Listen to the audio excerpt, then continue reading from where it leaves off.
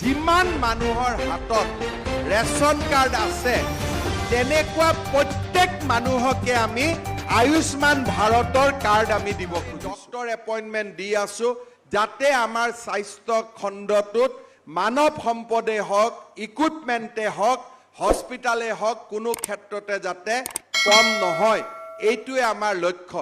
কলিয়াবৰ সমষ্টিৰ বিধায়ক কেশৱ মহন্ত ডাঙৰীয়াৰ ওপৰত আজি এটা গুৰু দায়িত্ব ন্যস্ত হৈছে।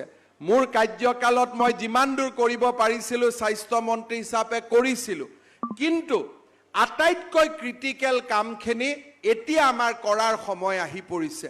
মই ভাবোঁ যে আপোনালোকৰ আশীৰ্বাদত আপোনালোকৰ বিধায়ক কেশৱ মহন্ত ডাঙৰীয়াই সেই পৰীক্ষাত উত্তীৰ্ণ হ'ব পাৰিব আৰু ৰাজ্যখনৰ স্বাস্থ্য ক্ষেত্ৰখন উজ্বলাই তুলিব পাৰিব। তাৰ পিছত আমি আলোচনা কৰিছিলোঁ যে আমাক আৰু এটা হেল্থ কেয়াৰ লাগে, সেইটো হৈছে এফৰ্ডেবল। অৰ্থাৎ মানুহৰ হাতত যদি টকা নাথাকে, দুৰাৰোগ্য বেমাৰ হ'লে মানুহে কি কৰিব? আজি আমি অটল অমৃত অভিযান আৰম্ভ কৰিছিলোঁ যে দুৰাৰোগ্য বেমাৰত 2 লাখ টকালৈকে আমি ৰিইম্বাৰ্চমেণ্ট কৰি দিওঁ। প্ৰধানমন্ত্ৰী আয়ুষ্মান ভাৰতত 5 লাখ টকালৈকে এটা পৰিয়ালে হেল্থ ইঞ্চুৰেঞ্চ পাব পাৰে। কিন্তু আয়ুষ্মান ভাৰতৰ কাৰ্ড আমাৰ মাজত নাছিলে। ইয়াতেতো বহুত মানুহৰ আয়ুষ্মান ভাৰতৰ কাৰ্ড নাই। সেইকাৰণে হস্পিটালত গ'লে আমি বহুখিনি টকা ভৰিব লাগে আৰু বহুত ক্ষেত্ৰত টকা ভৰাৰ ভয়ত বহুত দুখীয়া মানুহ হস্পিটাললৈকে নাযায়। সেইবাবে এইবাৰ আমি নতুনকৈ কি চিন্তা কৰিছোঁ যে আমাৰ যিমান মানুহৰ হাতত ৰেচন কাৰ্ড আছে তেনেকুৱা প্ৰত্যেক মানুহকে আমি আয়ুষ্মান ভাৰতৰ কাৰ্ড আমি দিব খুজিছোঁ।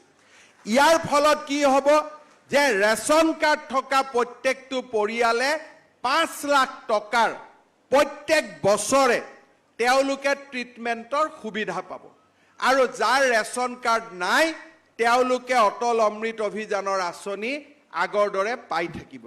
এই কামটো যদি আমি কৰিব পাৰোঁ, অসমৰ 85% মানুহক আমি স্বাস্থ্য সেৱাৰ বাবে বছৰি 5 লাখ টকালৈকে খৰচ হ'ব এনেকুৱা এটা ব্যৱস্থাৰ মাজত আমি আনিব পাৰিম। এই কামটোত অসম চৰকাৰে লাগি আছে।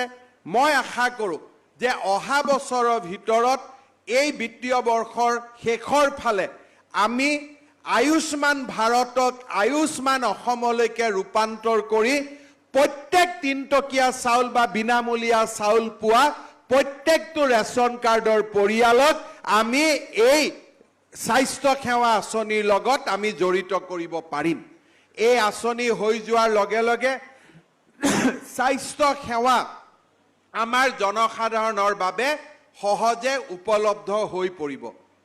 মোৰ দুটাই কথা যে স্বাস্থ্য সেৱা ৰাইজে ঘৰৰ ওচৰত পাব লাগে আৰু স্বাস্থ্য সেৱা সহজলব্ধ হ'ব লাগে আৰু সকলো ধৰণৰ মানুহে যাতে হস্পিটালত যাব পাৰে তাৰ বাবে আমাৰ হাতত হেল্থ ইঞ্চুৰেঞ্চ সকলোৰে হাতত থাকিব লাগে, স্বাস্থ্য বীমা আমাৰ হাতত থাকিব লাগে। এই দিশত আমি ৰাজ্য চৰকাৰে কাম কৰি গৈ আছোঁ আৰু মই ভাবোঁ যে এই ক্ষেত্ৰত আমি সফল হ'ব পাৰিম।